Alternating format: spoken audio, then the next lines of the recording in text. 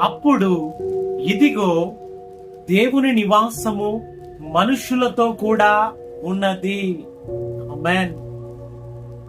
సర్వాధికారియు అనంత జ్ఞాని అయిన దేవుడు పరలోక సంబంధమైన సంగతులను నీకు తెలియజేస్తూ ఉన్నాడు.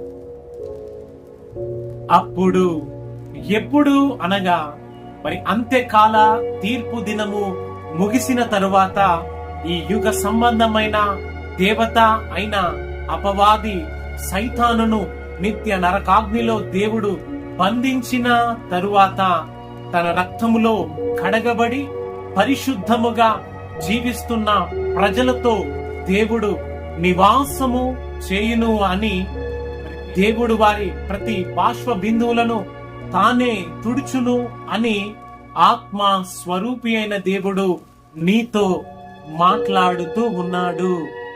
హల్లెలూయా, హల్లెలూయా.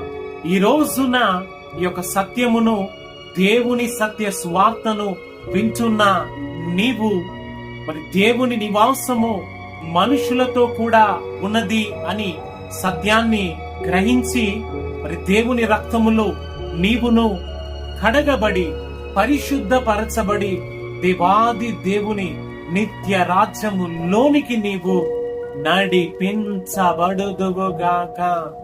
ఆమేన్. హల్లెలూయా.